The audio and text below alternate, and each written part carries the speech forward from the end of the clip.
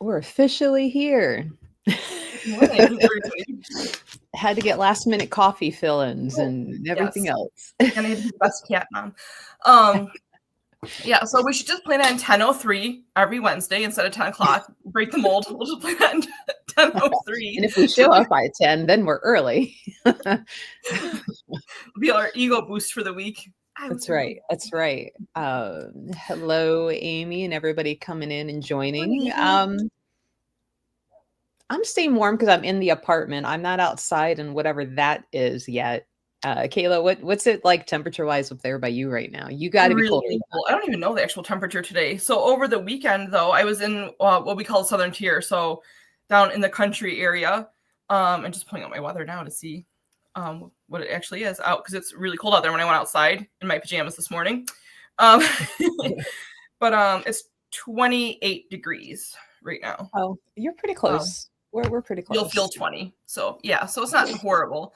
But we have snow up to our knees down at our camp. Here, there's only like 3 inches, so it's not too bad. But down at our camp, the up to the knees thing is kind of crap. So I'm just going to throw this out there. It's currently 44 in Tucson. Just saying. Blah, blah, blah. With a high of 63. Can't wait. Hey, Chris. So we were going to finally get around to the topic that we were kind of going to do last week, but then it was Thanksgiving and things came up talking about investigation teams, what to look for, what to avoid, be it joining one or having one come out to your home to do, some investigative work. And I feel like, Kayla, this is way more your topic because you've kind of been around some teams and you've watched drama from the outside. You've had drama try to suck you in. And here I am, very far outside of it.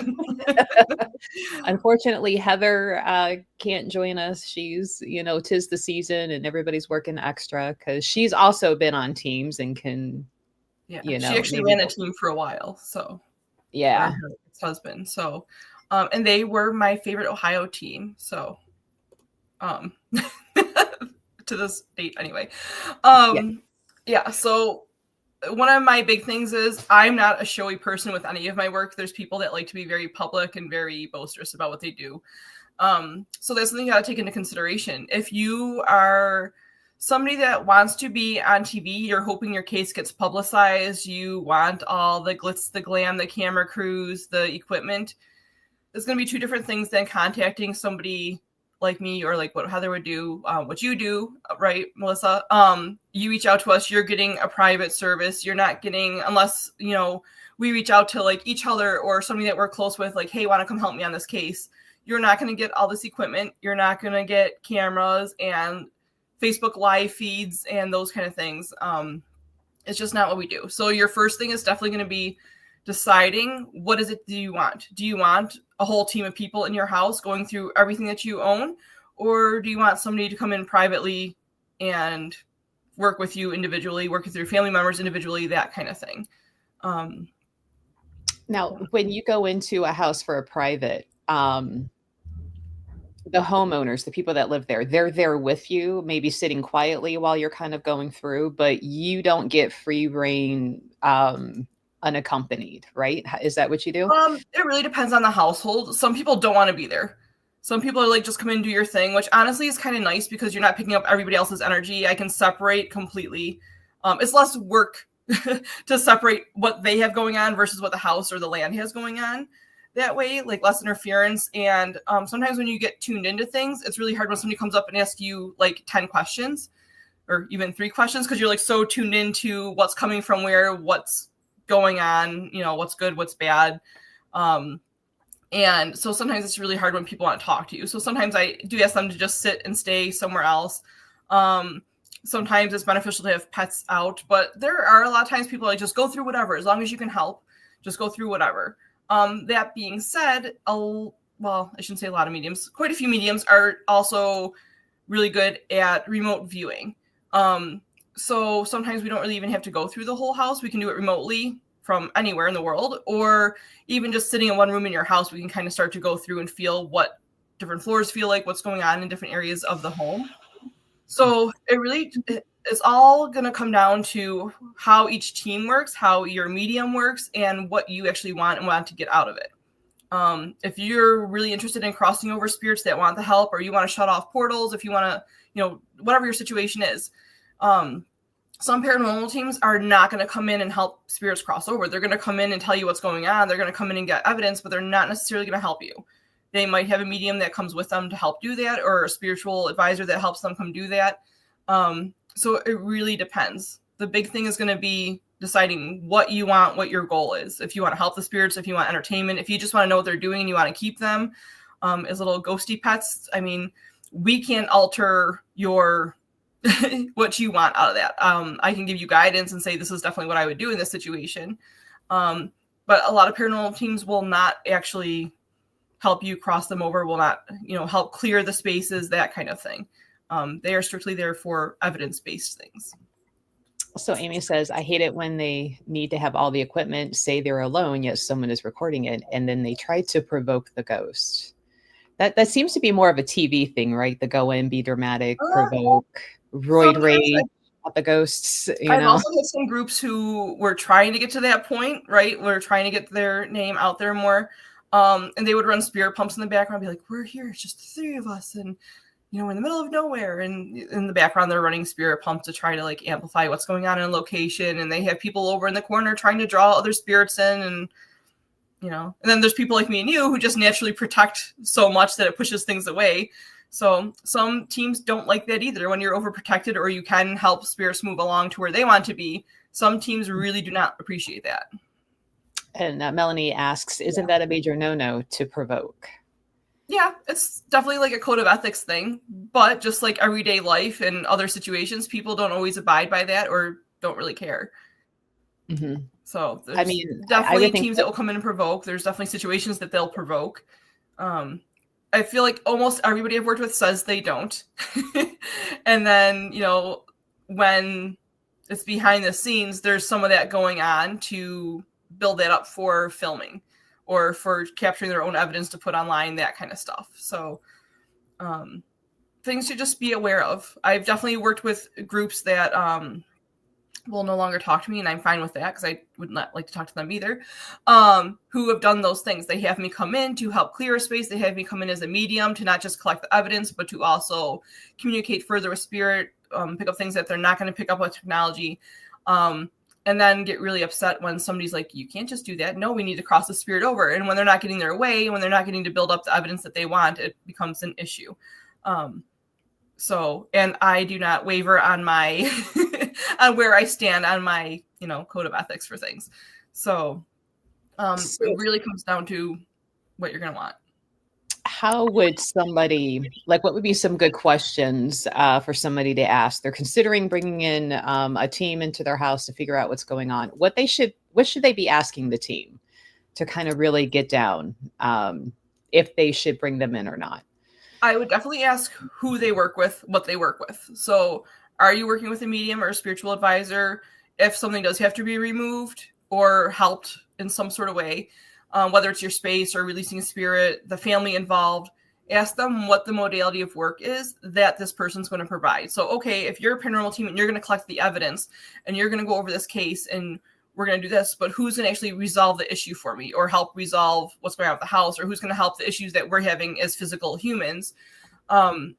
Really ask more about that information and ask to talk to that person. I never mind at all if I get called to work with a team for something or from another medium and they say, can a client reach out to you? In fact, I usually say, please feel free to have them reach out to me to discuss this with me themselves. I'd rather talk to the person and not have things get misconstrued in the conversation with people in the middle. So I would say that's definitely something to ask would be, who your spiritual person is or your medium, and can I talk with them directly to get a feel for this? So some of the other things I would definitely say, again, comes down to what you really want. If you want this to be more of a private thing, we run into this every episode we do. Things are so different based on what the individual situation is. So, I mean, it's going to come down to, do you have things going on with like realms and dimensions and entities, or do you have things going on with human past spirits or even past loved ones? Do you have something going on with the land? Do you have something going on with ley lines? So it's really going to depend on that, because there's going to be things that paranormal teams aren't going to pick up. You know, they're not necessarily going to know about ley lines. They're not necessarily going to know. I mean, usually they have a historian and a researcher that's going to look up the history of the area, look up, you know, if there's burial grounds, war history, that kind of stuff. So that would be something definitely to ask. Like, do you have a historian? Do you have somebody that does research for you? Or are you just coming in kind of for fun? Ask what they specialize in. Like, are you willing to work with spirits? Do you just work with entities? You really want to know how they work and why they're doing those things. And they might not have great answers for you until they're in the location. It's like a lot of my answers at times about spirit things are like, well, until we tap in individually, we can only give you this blanket answer. I would also recommend talking to different people on the team if they let you. Again, they might just keep their team private and you just only get to work with one head person who sets stuff up. But I've definitely run into situations where there was conflict with people on the teams, because even though the leader or the owner of the team would have a certain goal in mind or certain methods that they use, doesn't always mean their team is going to do that thing. So there's so much that goes into it. And I wish we had an example to like what we were going to use for like a case sort of thing. Because it would be easier to vet a team with that. Sorry, I'm just trying to read the comments here. Okay, so Amy asked, oh, hi. There's a few highs into here. Okay, so Amy asked, how do you see if anyone has died in your house? So as a medium or an intuitive, it just kind of happens. I see them like, oh, somebody just walked in my door, basically, only they don't usually ever use doors. But usually I just see them like outright clear, or I can just sense that they are there.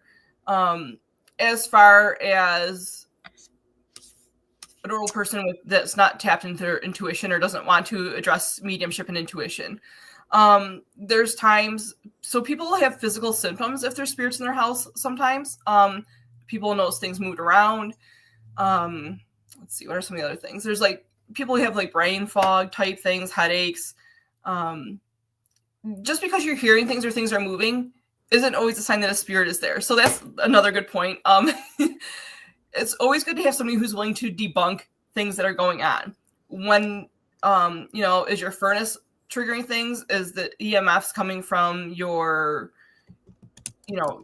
fuse box in your house? Is it coming from certain other parts? Is there parts of your house that just have more EMF pumping out of them? Because you have like a whole computer room and gaming room and these kind of things. So there's going to be a lot of different things. The drafts there was a case that we worked on that they kept saying their one room was really drafty, and it was because there was like no insulation in one section of an old wall, and there was just air blowing in through the socket in the wall, but nobody bothered to move furniture to look at it. So it just felt like it was being more diffused going around this dresser than it really was.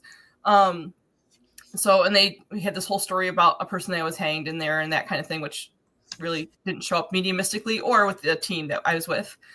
So I definitely ask are they just going to come in to focus on spirits, or are they going to go through and try to debunk things too? Things like drawers, like, oh, I have this drawer that always tips to one side. Well, okay, are the brackets for it sturdy, or does it get to a certain point and that's when it tips or gets hung up, that kind of thing. So in that sense, yeah, we are going to be going through your house if we're going to debunk things. If there are things you really don't want us to see, you should probably put them away and say, don't go into this room, or don't, open this, because there's cats. Remember was it last week, 2 weeks ago, we talked about pets and cats and dogs, and cats tend to like to hide in closets and want their little boxes in closets when there's spirits around. It just is a thing that I've noticed. So, if we're trying to figure out what's chasing your cat into the closet, we're probably going to want to go into your closet or clear the area that your cat used to release his energy, her energy from that space, so that they feel more comfortable going back into there again. So I would ask also what methods they use for clearing a space or a medium's going to do, because I work as a healer. I work with a lot of people with sensitivities and allergies. So I have to be very careful about if I'm burning things, using sprays, different things. There's ways to do it without using any of that, for sure. So I would definitely ask what modalities they would use to clear and help release spirits also. So I'm digging around online about how to find out if somebody's died in your house. You can contact like your local vital records office, property records. Some death certificates would have that. You can also contact, Neighbors. longtime neighbors who've been around will always tell you, especially if it's a smaller neighborhood. Historical societies sometimes will have that information. And then if you're like, you know what, I don't have time to do all of that, there is a website called diedinhouse.com. And like a basic search, everything costs on this website though. But the most simplest search is like $9. You put your address in and then you tell it to go do its thing. So, but if you're like me and you like free and you don't mind doing, rabbit hole research, get a hold of your historical society, get to know your neighbors, even if you don't want to be like, hey, anybody died in here? What happened to the person before me? Well, what you keep in mind is it might not be your actual house, your current house that you're living in. That's the problem. It can be a house that was there before, a building that was there before. It can be the land. So you might not find a record of somebody that died in your house. And years ago, they didn't always track the records of who died in that. Like if they died in the house or they had a funeral in the house, it didn't really matter. You might just find the town. So every case, I know it sounds vague, but every case is so diverse for things. And for our friends who have been with me online for years for Wednesdays, and you remember the Marianne talks, 99% of the time, the person in your house is not somebody you know and not somebody who died there anyway. Mm-hmm. They pass on through, and you just happen to be a pit stop. Yeah, they were walking by and they were like, "Ooh, that looks interesting," and they come in for a visit and they don't leave. Right, or they pass through in a couple days. So there's so many different things. My house, where I'm at, you've been to my house. Currently, there's power lines through my backyard in the development, further back behind my house, and so where I am, there's like my yard and then a really big field that now has power lines. That never used to be there. This all used to be farmland years ago for many, many years, up until probably, I think about 60 years ago, maybe. It was major, major farmland, early civilization types, a lot of native territory here. When I first got my house, I every single night would hear screaming and running. Like it would sound like a whole family running upstairs. I do not have an upstairs. I have a single story home. I'd hear it all the time, and I'd wake up sweating like horribly. Well, come to find out, due to eminent domain, when they wanted to start changing the farmland around here, their house was burnt down. And so they lived on a farm, and they slept in the upstairs part of one of the buildings. And that was actually burnt down where the power lines now stand, which is in the area would have been like almost directly behind my backyard. So that's why I was hearing people running through the upstairs of my house that I do not have. And people that have stayed here have often heard it, but I've done some work over the years as far as releasing the family, because it's not fair for them to keep running from a fire every single night of their lives. So that was one of my very dear personal experiences for myself of like releasing this whole family from reliving this fire every single night. But it made my house seem like it was haunted, but it was not actually my house. It was the land and the old farm that used to be here long, long, long before me. So Christine's like, very good point with previous buildings on the property. That is the case with my home and the Amish man that hangs around my barns. And Chris, I still want you to get this man to talk and be like, so given your religious persuasions there, Amish guy, what do you think now that you're dead and hanging around? Like, let's talk. It's not even like me wanting to know to be snarky. Like, I just really want to know, like, what happens for these beings when like what they thought they knew is different, and like how do they come to terms with that? It really does. I notice it a lot with different religions. I really do. But hey, things Paul. Like the culture part, like hey there. Like native cultures, right? Like their beliefs, it doesn't usually change when they pass. You can tell that they get upset when the land is messed with, that kind of thing. but religions definitely tend to, so I'm not denominational, right? Like I'm spiritual. I work with kind of like anything. I work with what comes through for a case, highest best good, for a person's highest best good. I mean, we could be working with the Egyptian gods. We can be working with Jesus. We don't know, it depends on what's going on. Mm-hmm. And so that's definitely a thing where there's been cases that have had actual exorcists, exorcisms come do their thing. They, take care of that, and things get worse. So a lot of times that's when somebody like me gets called, is like, okay, this made this worse. Or they do something that, natives aren't going to agree with, or entities aren't going to agree with. It doesn't have to be necessarily a Catholic or Christian thing. It doesn't necessarily have to be that a priest came in. It can be just even spiritual people come in. There's Buddhists that will come through and do house clearings and blessings. I've had people that have had their houses go into a complete uproar after having the traveling Buddhists come through their house and do blessings for them, and end up with all sorts of crazy activity because it just upset how the land and the house already felt. So if something like that happens, it's not necessarily paranormal. You just crossed a boundary with something else, and it's okay to undo that. Well, that would be a great thing, kind of getting back to the team's conversation. Like, one thing to ask them, like, if they have resources and connections to different religious people, if I decide to haunt a place and become pesky later, and the priest comes in and starts throwing holy water at me, I don't feel that it wouldn't help either of us. Like, ooh, you're right, let me go. I'd be like, quit throwing water at me, jerk. Like, stop. Right.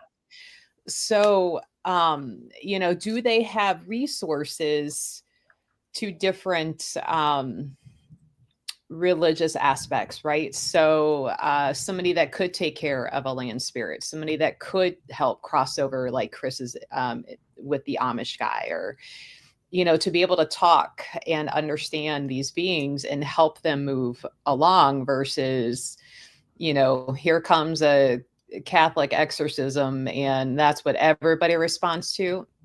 No. So that would be a very important thing to ask. I've been called on 2 investigations that were having an actual exorcism done live, like 2 different situations, 2 different years, all that. But this was called because while they were in the middle of doing the exorcism, things went really, really bad for the team, for the people, the house. So they actually called me to do remote work for those cases, just because they're like, how do we get this to settle down enough and not leave making things this much worse? And it's not necessarily going to be the team's fault. Like, people do what they know and what they feel is best. It's just not always necessarily going to be the best. And that's where an intuitive comes into play, is they can sense when the energy is starting to shift, when other people might not, and stop things before they get a bit dangerous, because they can get dangerous, unfortunately. Yeah. So Chris was saying, so if they are earthbound, they still have the same beliefs. If they cross over, then they gain a new perspective on things because they have went through a life review. I see that. I just want to, because, I don't think Amish people believe in the afterlife as he is now experiencing it. But then again, I'm not an expert on the Amish lifestyle belief, and there's different types of Amish. So that's just where my curiosity is like, ooh, let's talk theology with the dead guy in the barn. I mean, and sometimes being Amish or being any belief system can be part of your life lesson, your life path for a lifetime, right? So like me and you, because we're like tattooed, pierced, little crazy, like, we could come back as Amish someday. No, thank you. That could be like our punishment, to be like, here, you did all this, and this. Now you get to be Amish, or not to say Amish, it's just a punishment, but we're pretty much everything that they would not want in this lifetime, right? Like, pretty much everything against their belief system. And I even do photography on the side. So like, I'm all of the no things. I refuse to come back to this planet, let alone back to this planet in Amish. Like, excuse the F out of me. I am not coming back. No. So no. Now, if somebody were thinking of joining a team, like they have an interest, maybe they've already bought a couple pieces of simple equipment, but they want to have a team to go out, so people who know what they're doing, so they can learn from, like, what should they look for? How do they even start finding teams? And where do you start if I want to join a group of people to go into spooky places? Go meet them. Go to some of the events, see how they run their events, for starters. Because I worked with a few different local teams, right, before I really started doing things privately on my own. That's kind of, I do acknowledge that I did gain a lot of clients and publicity from some of the stuff that I was doing. I just realized it was not for me, not how I wanted to work.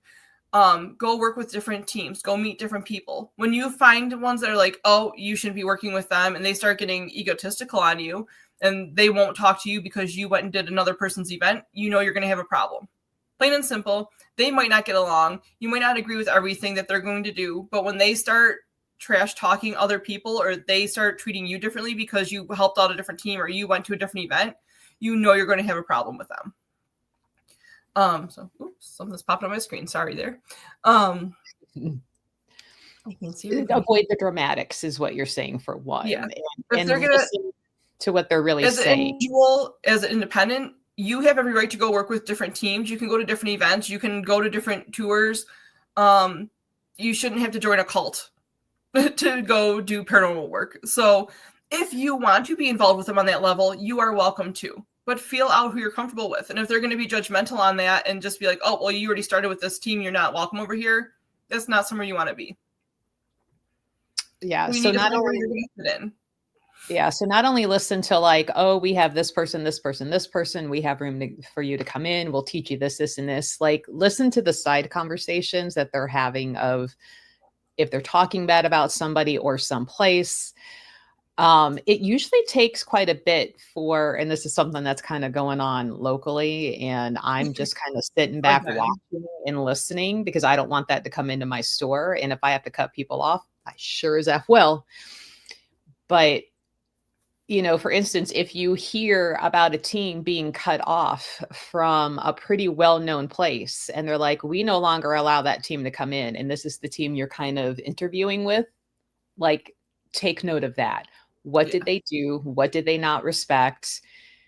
Because most of these places, they want teams to pay to come in, because especially if they're older historic buildings, that's the money that pays for their rehab and their upkeep and everything else. So they're not really making hardly any money on these teams coming in. And if they're willing to cut off an avenue of revenue from a team, what did they do? So that's one thing to kind of pay real close attention to. Christine asked, Kayla, do you find that the thrill seeker type teams are less interested in having a medium work with them? Yes and no. They like having a medium up to a certain point. So, they like being able to say they're working with medium and they have a medium on their team. They don't always want the medium to do their job. Or, so there's a location here, a really cool old hotel. And they were having a hard time getting spirit to act, like to do anything in this one room, but they knew that there was activity there just based on everything that would happen. Like they would lock up the building at the end of the night, come in the next morning, it looked like there was a party every single night. And I kept hearing certain songs while I was there. So this was like, I want to say 6-7 months after they started doing their investigations and running tours through there, everything else. I came in and as soon as I walked into that room, I heard certain music. I heard like Etta James, Howlin' Wolf, that kind of stuff. And hey, Seth, I don't know where my creature is. He's being nosy. He wants pets. He's a sweet boy.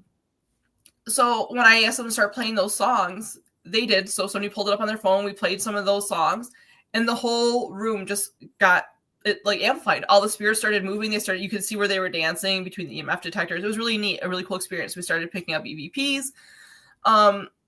But after that, they're just like, well, that could have happened anyway. And there's all these things. It was just time. They just got more comfortable with us. So it's really such a diverse thing.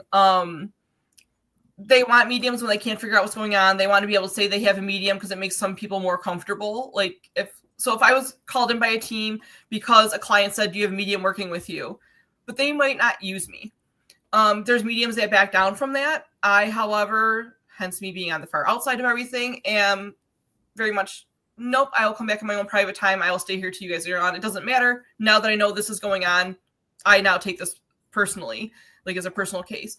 But there's definitely situations before I really started just not caring how I was affecting the teams, and I was caring more about people and their situations. That it was just like, well, yeah, we know this is on, but this isn't severe enough for the medium to do her work. And they would be speaking for the medium. And I know they did to some other people too. Oh, this isn't a case that she really needs to be here for, or he. So there's very different. If you feel unsettled, if you work with a team or something, if things get worse or better after a team and then things change, it's still okay to reach out to a medium privately. Just because you had a team come in, I've gone to houses that they've had 3, 4, 5 teams come in. One, because they were looking for more than was really there and going on, but 2, other situations where teams were coming in and not, one team finds out that there's cool evidence happening in this place, then they tell another team, and then they start reaching out to people. There's definitely teams that'll reach out to you and tell you they're going to come do all this work for free. I've learned to be very skeptical of anybody that's pushing anything for free. Just personal experiences from a lot of levels with that. Sorry. That's a great thing that you just brought up. So there's been a debate sometimes, at least locally, of whether or not if you're coming in doing a private, should you charge or should you not? And I personally am like, that first time out, I wouldn't charge. But if I tell you what's going on and what needs to happen, if I got to come back out multiple times because 1, you're not following what you were told to do, 2, you're stirring it up and bringing yet more in, I'm going to start charging you now because that's my time, my gas, my energy, my supplies. So, Kayla, I don't know if you've got a different structure of how you worked when it comes for charging. No, pretty much the same. So consultation wise, I usually just do it over the phone and kind of remote view anyway. Or sometimes I'll just have people send me a floor plan or a land layout, that kind of thing. Usually I just do it over the phone for everybody's sake and time. But unfortunately, I've learned over the years that if people aren't paying for it, it doesn't matter whether it's paranormal work, healing work, house clearings, whatever, even just readings and giving them advice on what to do.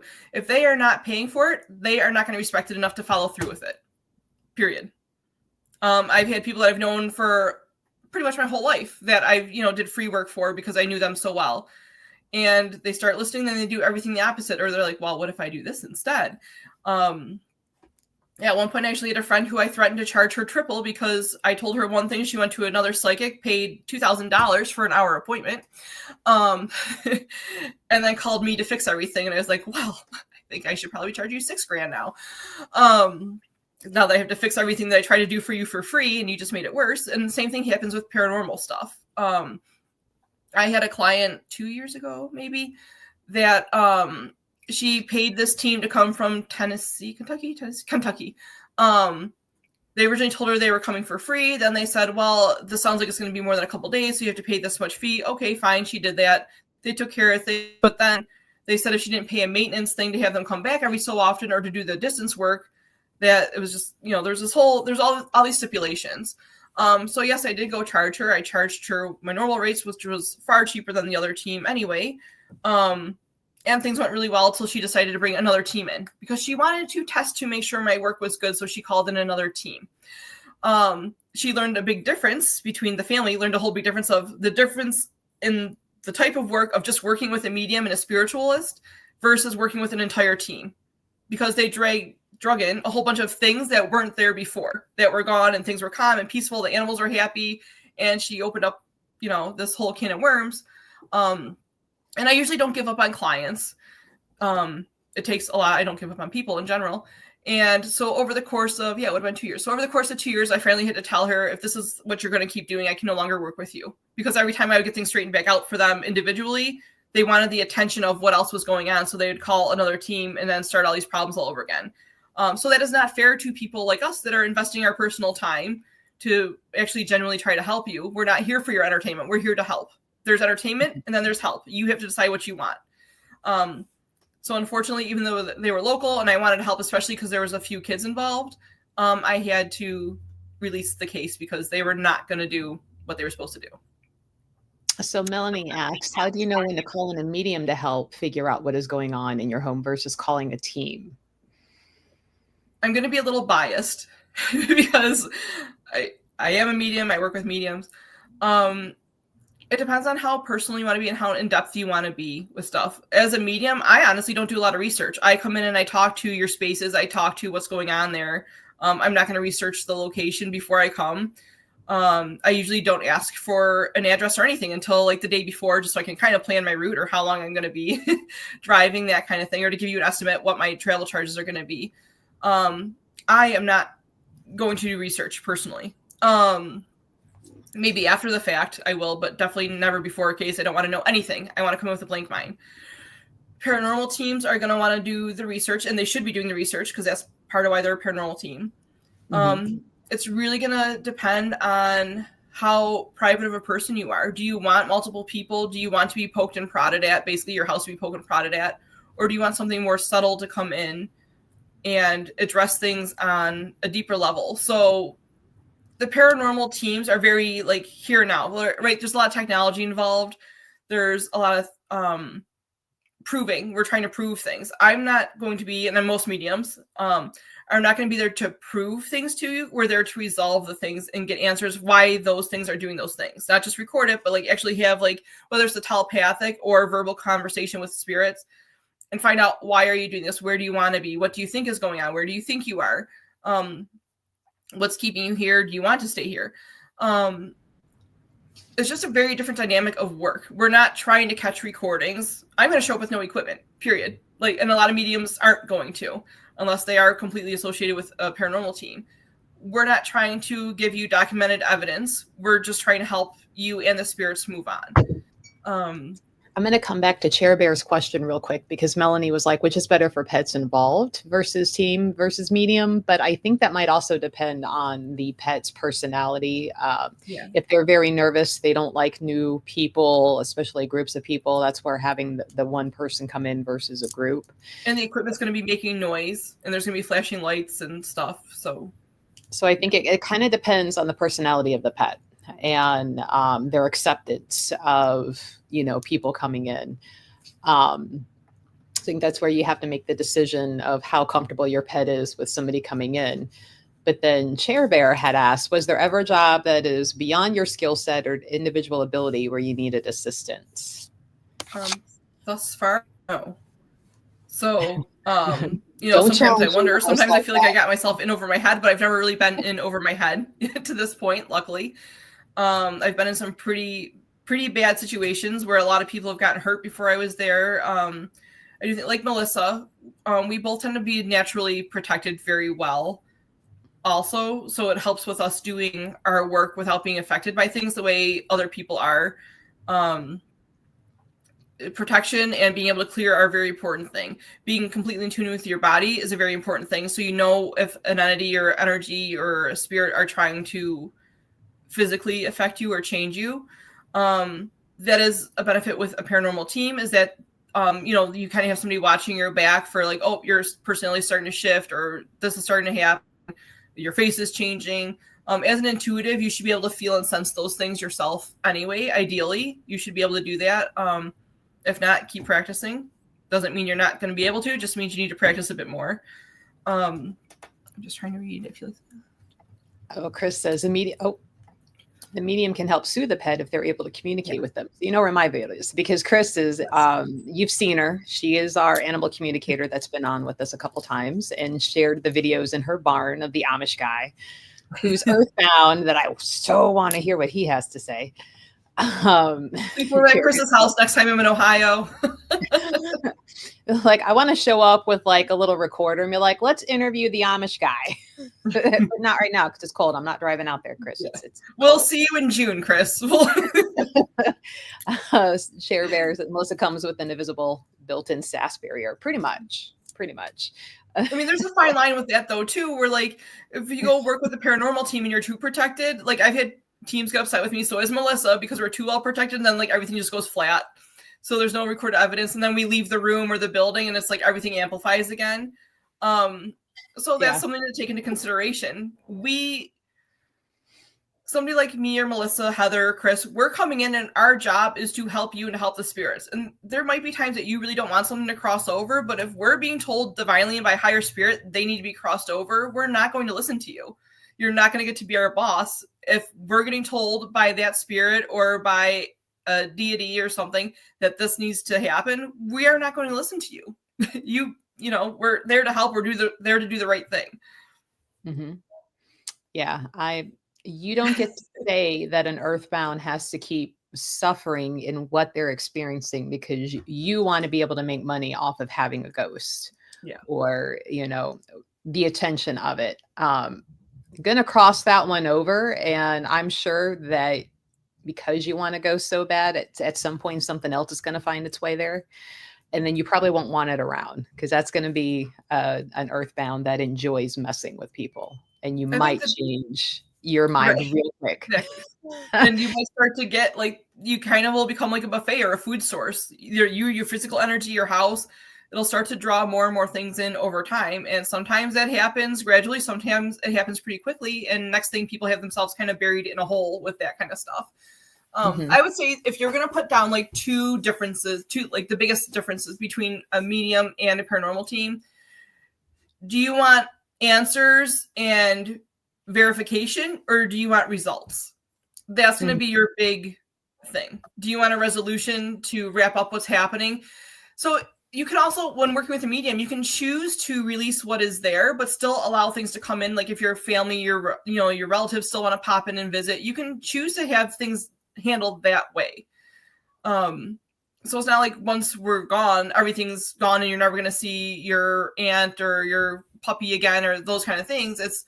There's a lot of different levels of the work that we can do, but we are always going to look for what needs to be actually done, what's beneficial for you and for the spirits, not just for you, not just for your entertainment. So the big thing is going to be, do you want answers and clarification and like evidence just so you can say I have it, or do you want results and to work with it? Yeah, Chris, she's like, I went to the House of Wills a few weeks ago and there was nothing. I have high boundaries of protection, so not even a creep factor. Yeah. It's a cool building. It's a really, really cool place. And I think the homeless people are a little bit more creepy than any spirits there anyway. I was more creeped out when we went long before they started renovations and fixing the place up and making it safe to walk around, because it definitely wasn't when we were in there. I was more creeped out at all of the old like things from the long dead people, the previous owners, and I'm just like, I would not want to be in this building with all of these items from everybody else before me. I would be mass like spring cleaning constantly, like donating, cleaning out, dumpstering. Like, I don't want that. And then the fact the building was so big and the owner, like if the building was this big, he was living in a spot like that big with the generator, and the rest of the building was pretty much just open and he didn't even know if somebody broke in. And I'm like, that's more creepy to me than any ghosts that are conveniently doing nothing but swearing on an EVP box. Like, dude, yeah, like I'm more worried about the live people breaking in. Yeah. Having free roam over, when the cops show up and tell you we're not coming back, don't even order food and don't open the gate for anybody. It's like, okay, because ghosts aren't going to do that to you. Right. But it is a very, very cool building, cool history. If you didn't catch when we talked about it, I forget how many weeks ago, we put up some pictures. Yeah, how it's progressed. There was a gentleman that came into my store that is part of a crew that is working on it, and he did confirm that they are going to put the cloud room back in as it was before deterioration. And I'm like, that makes me so fucking happy. Like, that room was so cool. So he's like, yeah, we're working on it and we are going to restore the cloud room. And I'm like, I don't care what you do with the rest of the building. Do that. 2 weeks just in Ohio. Right. I need 2 weeks. I need to rob a bank so I can go do all the stuff that I need to go do. So, oh crap, Kayla, you got to get running because you have lunch, a formal thing to go do. I do. not in comfy clothes today. I'm actually in a dress and fancy shoes today. So, and I say ew because it's cold outside, and dresses are even more cold in the wintertime. And I'm yeah, like, I have hot flashes. but we do But, plan yeah. on being back next week. We actually started a schedule of topics to talk about to make this easier. So if you guys have ideas and topics or things you want to share, send them in like chats, whispers, email, so we can start planning them. Pictures. We still want pictures and videos. Yeah, yeah. Let friends know, family friends who are into this as well. Let them know. Have them join Even if us. they're not into it, they have questions about pictures or videos they've captured. Mm-hmm. It'd be fun to go over that. It's always nice to have like a little bit of backup information if they do have it, the background information, I should say. But we can still address them even without that. Yeah, and it's safe. We're not going to ridicule anybody sending anything in. Completely safe, because Kayla also does photography, and Melanie as well. So Melanie sometimes fills in with the camera stuff, and some things are not as exciting as they look. It's like, nope, that was just the lighting. yeah, and I mean Kayla and maybe even Melanie will be like, that was lighting, try this next time. So we're not going to ridicule anybody. You hear me typing because I'm putting in Kayla's email into chat for the request that came in. There we go. Why do my cats always go crazy while I'm watching? Mine usually does too. I don't know. I think he knows we're leaving. I shouldn't say that too loud because I don't know where he is, but he knows we're leaving soon. I have to drop him off at a cat sitter. But I think they feel all of our cat energy. Melissa's like 2/3 cat. We're all cat people. So I think they're just like, hey, it's all the good energy, all the cat loving. Yeah, we're all cat people. Cat moms. Yeah. Mine was in my lap for a little while till he heard the boy come home, and then he was a traitor, jumped down and went to go greet the boy at the door because he's part dog at times. Yeah. You're just there to feed him. Chair. Oh, Chair's got a kitty cat too. My cat goes crazy when I'm watching because it knows I'm enjoying the show. So a bunch of kitty cats in our group here. I know Chris even has kitty cats, but she also has horses and puppers. So so we're all just animal people. But all right, so we're gonna hop off. So Kayla's not later than she already is, looking at our time. And what else is new today? This week, right? Be like, I was doing important things online. Oh, I lost you, Melissa. All right. Well, thank you guys. We will see you guys next week. Bye, guys. Bye.